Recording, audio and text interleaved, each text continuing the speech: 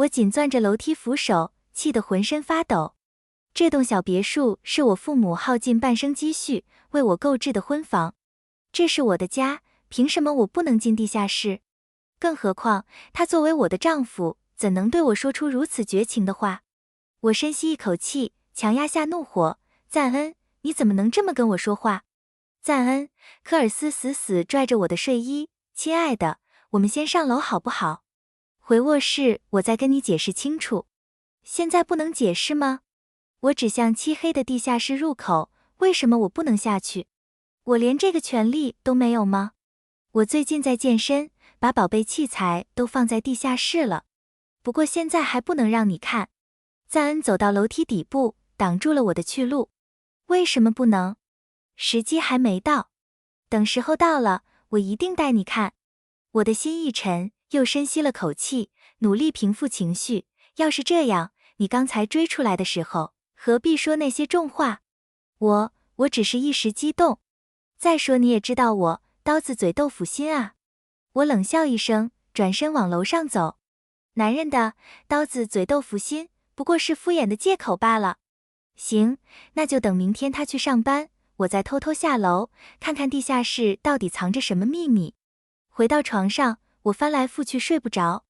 地下室肯定有问题，而且是大问题。赞恩会不会在隐藏什么见不得人的秘密？我转头看向他，他似乎也没睡着，睁着眼睛盯着天花板，一副心事重重的样子。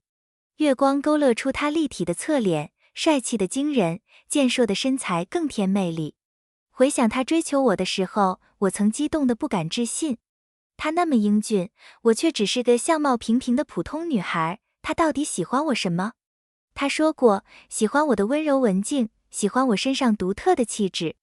我曾深信不疑。可如果真是这样，他夜里为什么从不碰我？毕竟我是他年轻貌美的妻子，蜜月都还没结束，这正常吗？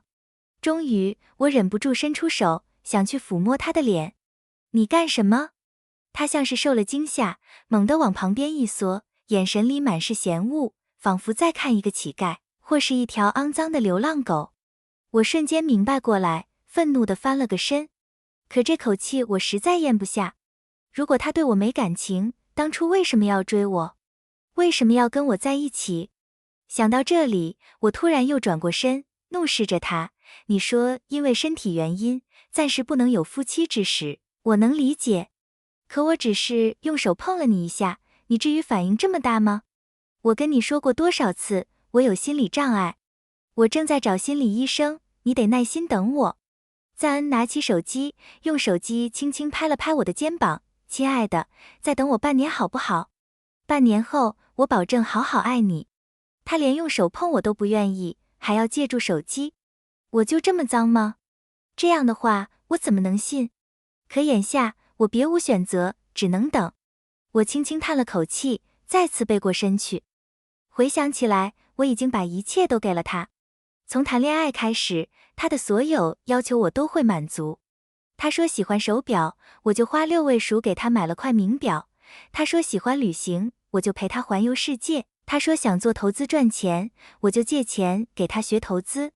可以说，只要是我能做到的，他想要的东西，我从未吝啬。可我们新婚燕尔，他却这样对我。这一切肯定都和那个地下室有关。我恨那个地下室，就算把它翻个底朝天，我也要查出真相。第2章，天亮了。我像往常一样做了赞恩爱吃的早餐，可他依旧冷冰冰的，安静地吃着，一句话也没跟我说。我仿佛不是他的妻子，而是他家的佣人。吃完早餐，我开车送他去上班。我们在同一家香水公司做销售。停好车后，我先大步走进了办公室。确认他离开后，我跟同事交代了几句，便迅速离开公司。我没开车，而是打了辆出租车回家。推开家门，我快步穿过客厅，直奔地下室。可到了门口，我却惊呆了，地下室的门被换了。不知道什么时候，它变成了一道密码锁门。没有密码，根本进不去。我拿出手机，给门拍了张照片，想查查这种门有没有万能钥匙。你在干什么？赞恩的声音突然从楼梯口传来，原来他心里不安，竟然跟了回来。他快步走到我面前，一巴掌扇了过来。我跟你说过什么？你竟然打我！我收起手机，又惊又怒。我跟你说过什么？他又吼了一声。这是我的房子，我凭什么不能进去？而且你换门，难道不该跟我说一声吗？我也冲着他大喊。我本来想等有空了再告诉你。他再次扬起手，想要打我。我向后一躲，避开了他的巴掌。我要报警。我掏出手机，脸上火辣辣的疼，愤怒的几乎要炸开。我们才结婚没多久，他就动手打人，以后的日子只会更糟。赞恩慌了，连忙抓住我的手。你报什么警？这是我的房子，你不让我下楼，还动手打我，我为什么不能报警？我执意要拨打电话。亲爱的，你冷静点。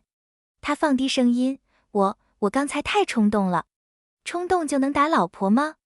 我甩开他的手，放开我。我必须报警。他再次抓住我的手，亲爱的，至于闹到报警吗？要是你觉得过不下去，我们可以离婚。离婚？听到这两个字，我后退一步，沉默了。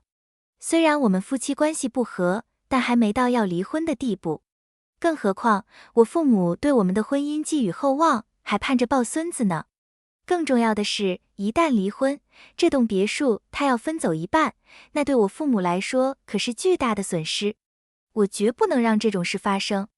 要离婚也行，别墅得归我。赞恩接着说，要是不想离婚，就继续像以前那样过，你现在回公司上班去。我仔细想了想，狠狠瞪了他一眼，转身怒气冲冲地往楼上走。我别无选择，不能让父母用血汗钱买的房子白白损失掉。站住！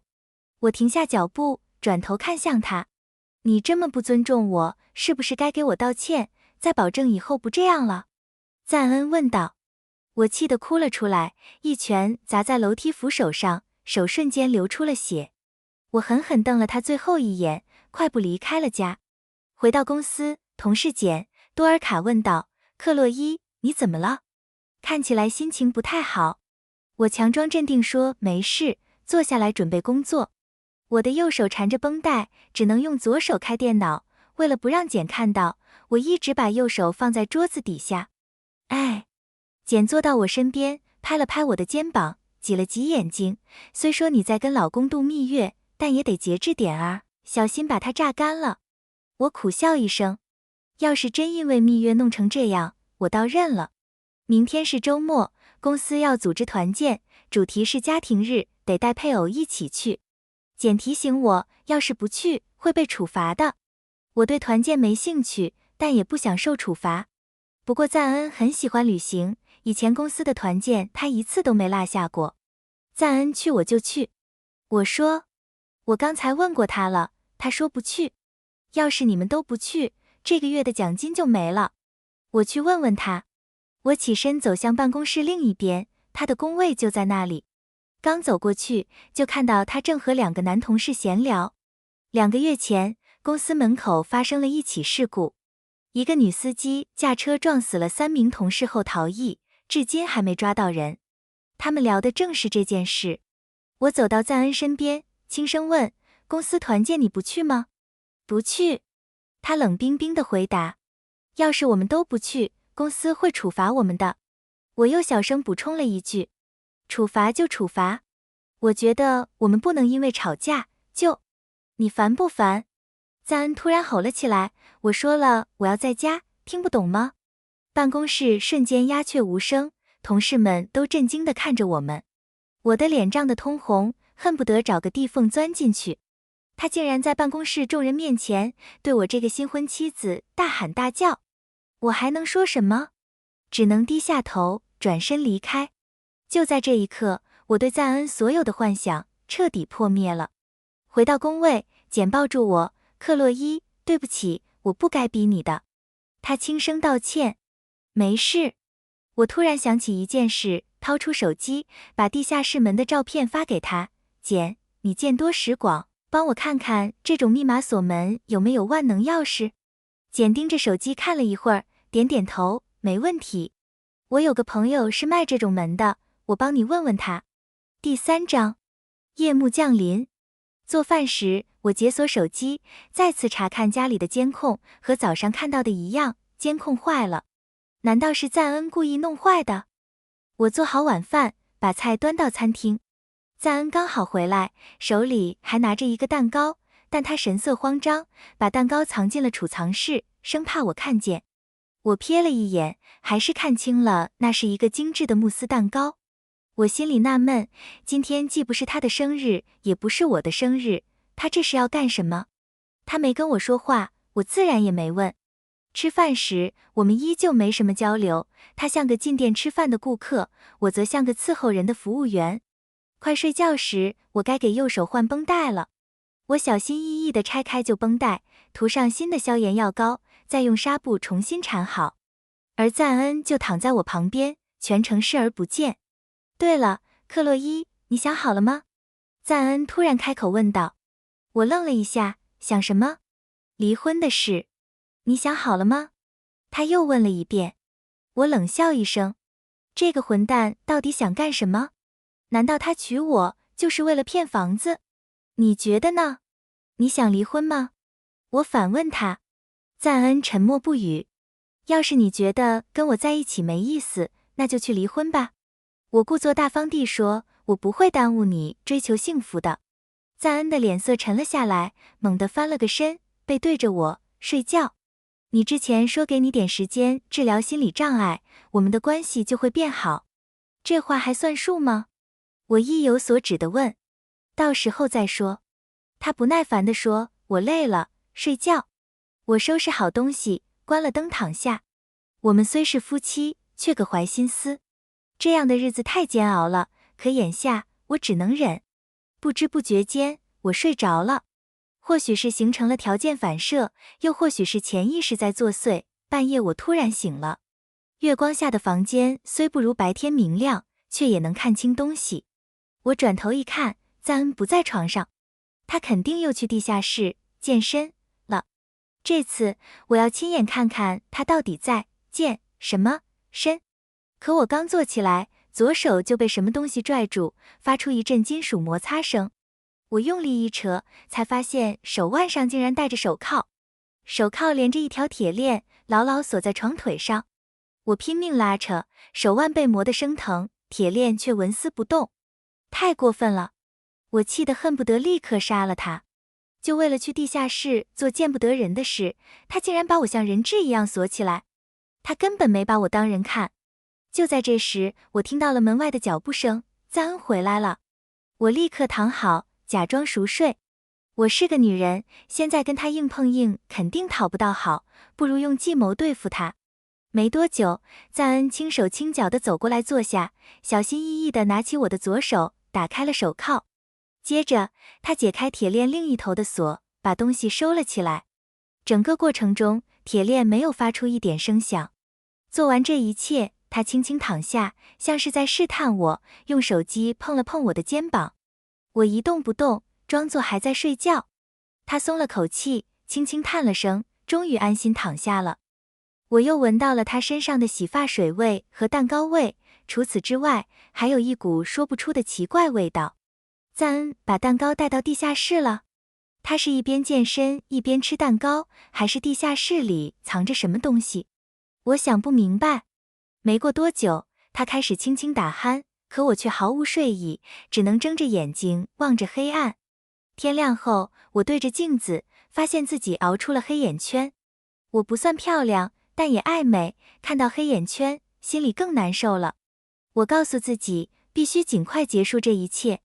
再这样下去，我迟早会被精神折磨逼疯。早餐后，我故意瞥了一眼客厅的垃圾桶，里面有个蛋糕盒，显然就是赞恩昨晚带回家的那个。既然如此，蛋糕是谁吃了？难道地下室里藏着人？我的心一下子沉了下去。赞恩难道在屋里藏了别的女人？会不会是被他拐来的女大学生？